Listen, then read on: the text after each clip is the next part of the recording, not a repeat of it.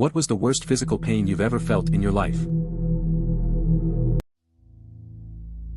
When I was 16, my appendix burst at summer camp and I went without medical treatment for 3 days. The camp nurse told me I had altitude sickness, and the adult volunteers didn't recognize that it was an emergency when I had stomach pains so bad I couldn't walk and told me to drink lemon soda. It wasn't just regular appendicitis, the appendix actually burst and my body apparently walled off the infection, stopping me from getting septicemia or a blood infection or whatever. I actually felt somewhat better the day after. Definitely would not recommend. Fortunately, I eventually got to an excellent surgeon and made a full recovery. That sounds pretty rough. Dealing with a burst appendix without proper care for days is not a good situation. It's strange how the camp nurse misidentified the issue. Glad to hear you eventually got the help you needed and made a full recovery. Not the best summer camp experience for sure. Meningitis. Think the worst cluster headache that lasts for weeks, and every step jolts it so hard you puke so you can't walk. Any sort of light makes you puke. And the painkillers barely take the edge off. Your bones ache, your joints throb, you can't sleep, eat, but you can't watch any screens or read, basically you get to lay there trying not to move. I didn't even close my eyes to sleep a couple nights because I was convinced I wouldn't wake up if I did.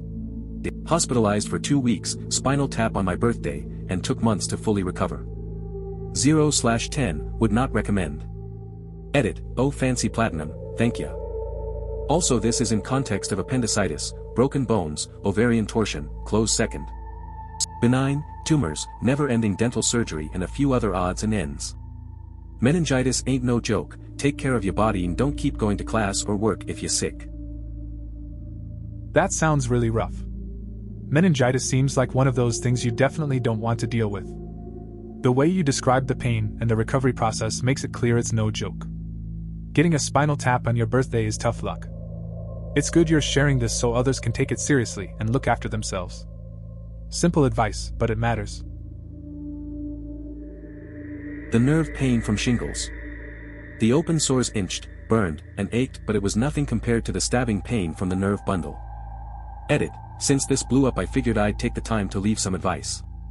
If you suspect you have shingles, go to the doctor ASAP because the sooner they prescribe antiviral treatment, the smaller the risk of postherpetic neuralgia, phantom nerve spasms and pain that last up to years after your shingles have gone away, caused by nerve damage from the shingles virus.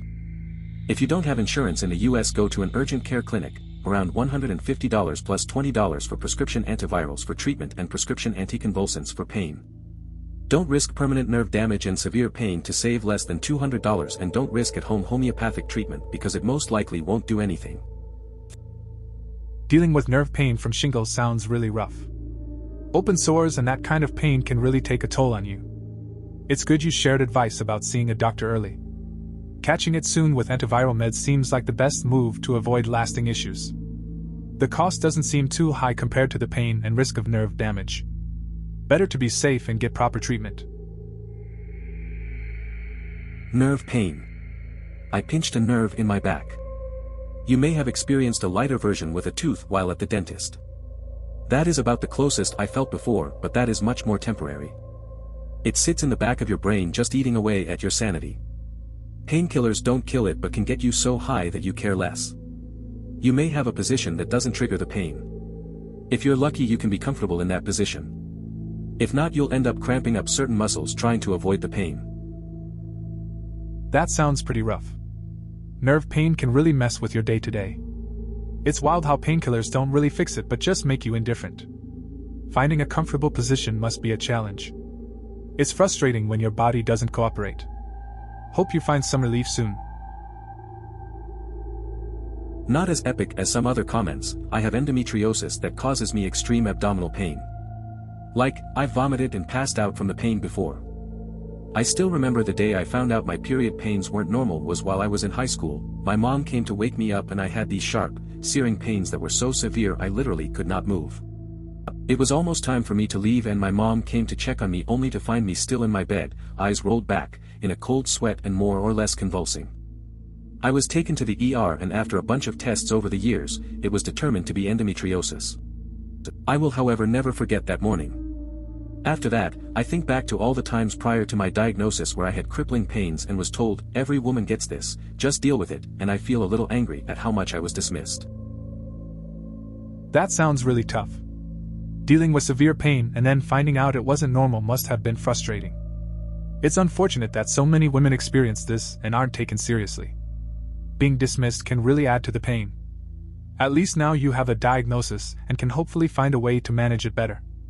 The memory of that morning is definitely something that stays with you. When I was around 10 years old, I stepped on a piece of glass. I thought I pulled it all out. However, after a few days of walking around, I realized I still had pain where the wound was. My dad took me to the doctor and both him and my sister had to restrain me while the doctor tried to fish it out with tweezers. I screamed in pain during his whole long attempt. After a few unsuccessful attempts, my dad offered to try. He got it out in like 2 tries. The glass wasn't very big, but it still hurt quite badly. TLDR, being held down while someone pulled glass out of my wound. That sounds pretty rough. It's tough when something small can cause so much pain. It's good that your dad was able to help, though.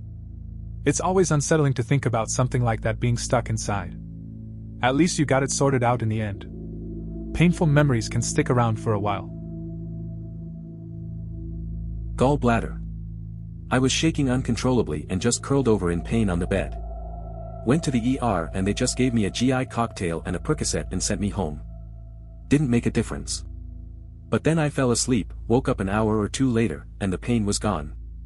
Edit after sleeping the night, looks like a lot of people got your gallbladder removed.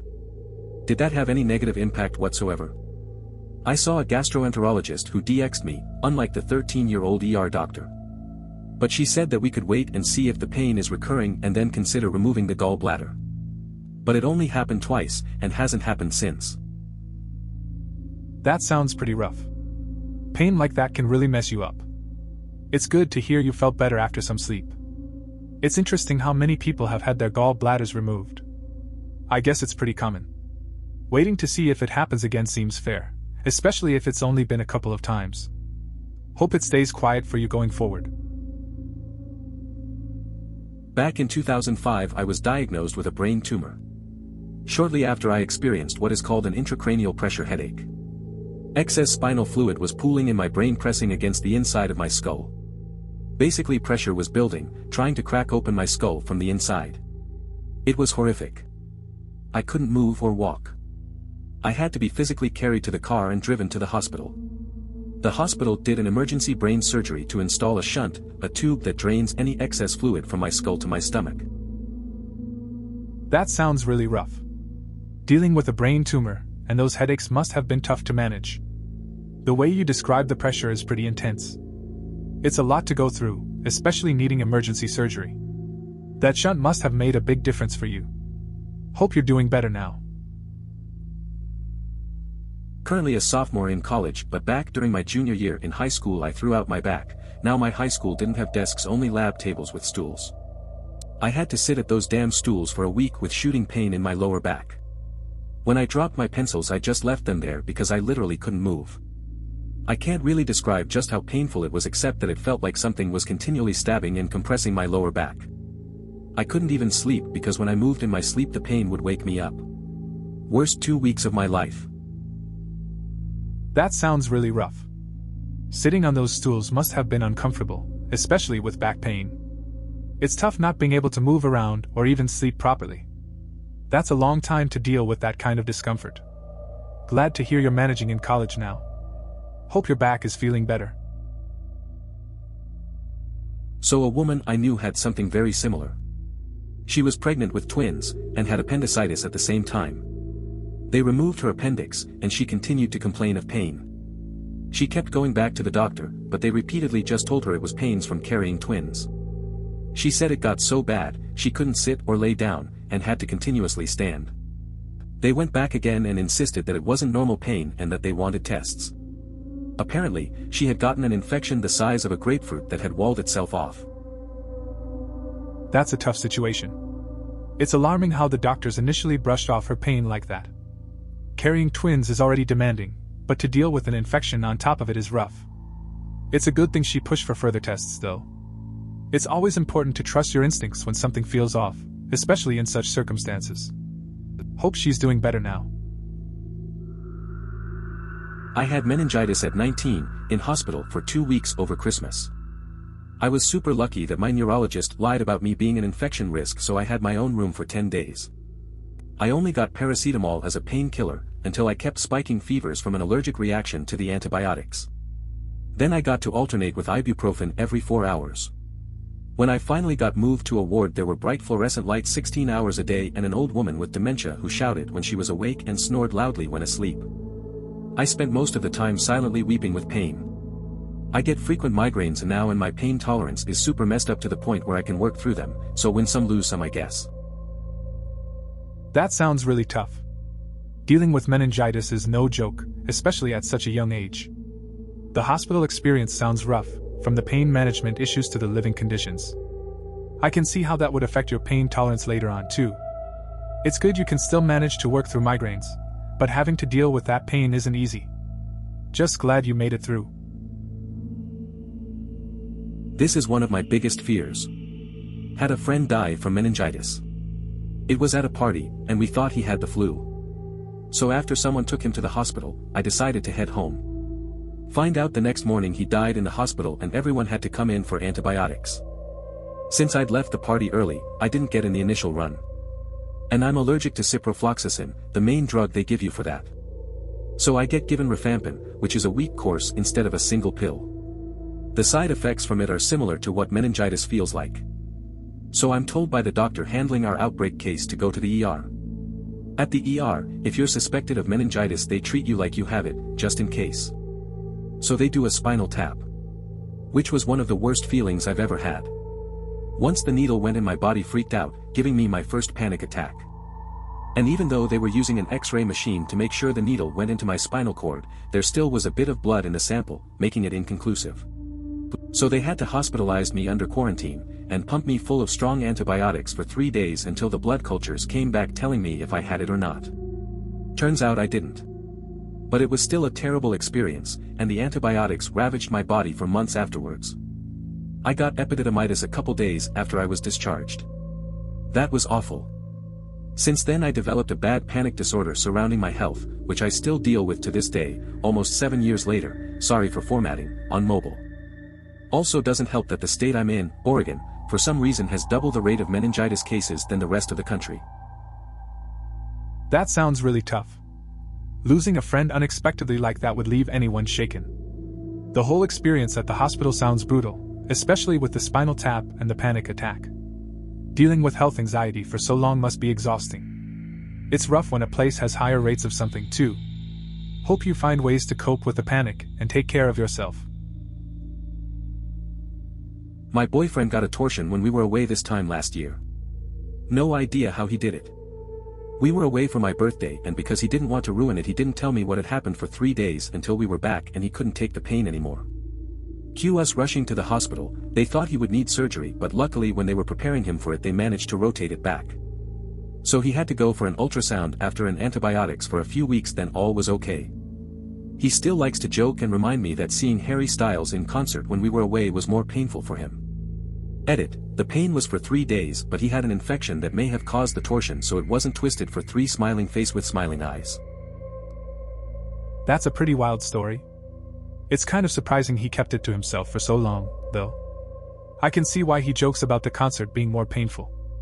It's good to hear everything turned out fine in the end. Sounds like a memorable trip, even if not for the best reasons. Glad he's okay now. It's good to find humor in those situations, I guess. I have a pilonidal cyst and I've had it for at least 3 years now. Up until about 3 months ago I used to squeeze it and drain the blood out of it a bit every month, usually at least twice a month. I had no idea what it was until this past year. I'm terrified of having it removed through surgery, but I'm also terrified of what will happen if I don't have it removed, since I'm 29 and have a while left to live. I don't know if it will get worse if I just leave it be. Stories like yours are horrible and make me even more depressed than I already am. I cannot handle severe pain at all. It sounds like you're dealing with a tough situation. Pilonidal cysts can be really annoying and scary. It's normal to feel worried about surgery and the potential pain. Leaving it untreated might lead to complications, but each case is different. Finding a good doctor who can guide you through your options might help ease some of that fear. Just take it one step at a time. Piriformis muscle pinched my sciatic nerve. Couldn't sleep, couldn't sit, couldn't walk, could lay down. I have never been so miserable and depressed in my entire life. Pain from my low back, around my hip, down my IT band, and into my shin. A year later and I still can't feel my shin completely from the damage. Finally got to a chiro/PT who seriously saved my life. After the first session I had an hour without pain and I cried from the sheer relief of it.